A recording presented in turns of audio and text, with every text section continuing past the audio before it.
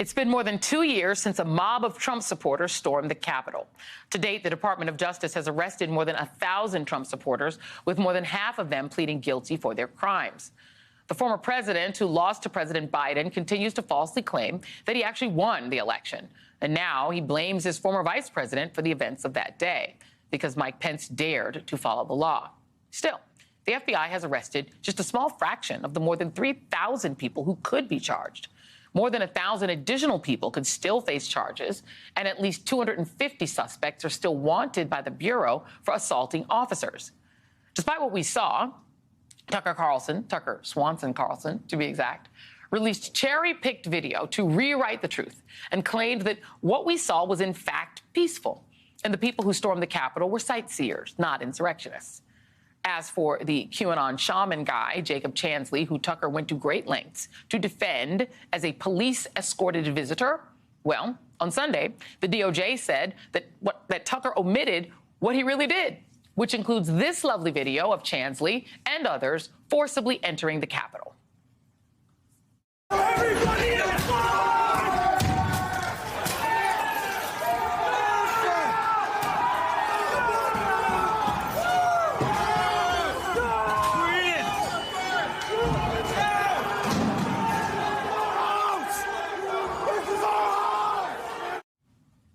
peaceful tourism. This week, we got even more video from the DOJ, which shows us how those meek sightseers came within feet of Iowa Senator Chuck Grassley, who, as Senate President pro tem, was third in line for the presidency. Here he is behind the officers, surrounded by a security detail, trying to escape the sightseers who came ready to murder Mike Pence and were within feet of assaulting Grassley. Tucker Carlson tells us we should not believe those images, but every single day, the Department of Justice arrests a new insurrectionist and releases a cache of footage that reminds us that this wasn't some benign tour of the Capitol, but rather exactly what we watched live, a violent siege on our democracy. We are not losing the U.S. Capitol today. Do you hear me? We are not losing the U.S. Capitol. Joining me now is Congressman Adam Schiff of California, a former member of the January 6th Select Committee. He's also a candidate for U.S. Senate in California. Congressman Schiff, I must get your reaction to the fact that despite Tucker Carlson clearly lying about that footage and distorting it, and distorting specifically the Jacob Chansley crimes, which he's guilty of and he's serving time for, Kevin McCarthy's still defending giving him the footage. Your thoughts? Well, this is part of McCarthy's deal to get the speakership, which is to give this video footage to this propagandist on Fox. And it just shows how the speaker is willing to sacrifice not just the truth, but the security of the very institution of which he is now the speaker in order to curry favor to the most extreme or from the most extreme members of his conference. But it's so important to continue showing this footage because Tucker Carlson uses that megaphone to lie and lie and lie to the American people. And as we've seen in the Dominion voting litigation emails and texts from Tucker Carlson, he knows he's pushing a big lie. He shows his private disdain for Donald Trump and for the absurdity of these claims of fraud around the election. And yet he makes very clear, as does Rupert Murdoch and others, when it comes to Fox, it's just about the money. And when it comes to Kevin McCarthy, it's just about holding on to the title of speaker and the country be damned. Well, I mean, right. Of course, Tucker Carlson texted that he hates Trump passionately.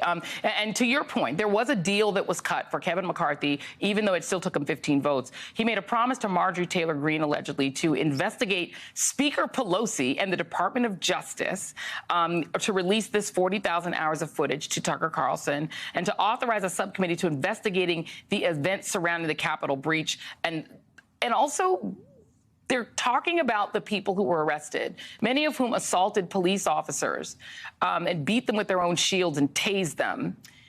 They're calling them political prisoners. And some of those people who are behind bars are now using Tucker Carlson's edited footage to say, wow, we're going to get off because Tucker's helping us.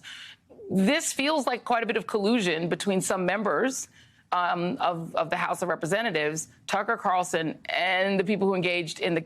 Just your thoughts on all of that.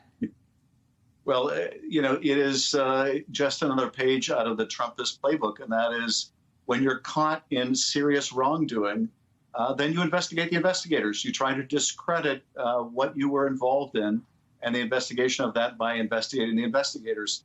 Here, they've gone to the extraordinary length of trying to persuade the country not to believe their own eyes, not to believe this footage, not to believe hundreds of police officers that were injured that day, and to make heroes out of these violent hooligans, to somehow claim they're political prisoners, to champion them.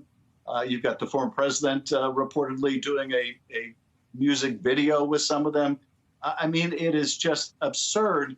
But if we ever needed a modern education in the power of the big lie, that is a lie repeated over and over again, we see it today in the fact they have succeeded in persuading tens of millions of Americans that they can't believe their own eyes, they can't believe what they see.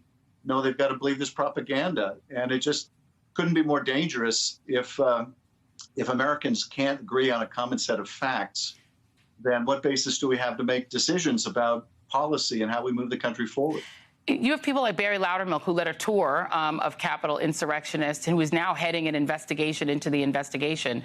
Given the fact that people like Jim Jordan laughed off subpoenas from the committee that you were a part of, if you're subpoenaed, would you respond to that subpoena by doing the same and saying, fighting it, or saying, I don't have to listen to the subpoenas from Republicans? I would respond to a legitimate subpoena. I don't know if I'll get a legitimate subpoena from that crowd. And yes, you're right. I think anyone who gets one certainly could use the defense. I'm just not going to bother to show up because these are clearly optional. That's what Jim Jordan did. But nonetheless, I think members of Congress, members of the administration should comply with legitimate oversight. The question is, are we going to see anything that even resembles legitimate oversight, or are we going to see more of this kind of gaslighting that we're getting right now from Jordan, from this select committee on the so-called weaponization of the federal government and the like? Let me ask you this while I have you here. You are running for Senate, for Dianne Feinstein's seat in the United States Senate. Are you concerned that this becomes a really sort of internecine food fight between three popular members of the House, maybe even four, and that in some way all of you sort of battling for that seat in some way undermines the unity of the caucus? I am concerned about it. I don't want to see that happening. I'm keeping my message very positive. Frankly, I've got enough on my hands responding to the attacks I'm getting from Kevin McCarthy, Donald Trump, and others who are out there saying Adam Schiff should not be in the U.S. Senate. So I'm directing my fire on the other side, because that's where the danger to our democracy lies. And that's where the challenge is to our country in creating an economy that works for everyone. I would hope the other candidates do the same. We're all rivals under the same flag, and we've got more on our hands than fighting with each other. All right. Well, we will definitely be watching. Should be an exciting race. Congressman Adam Schiff, thank you very much. Much appreciated.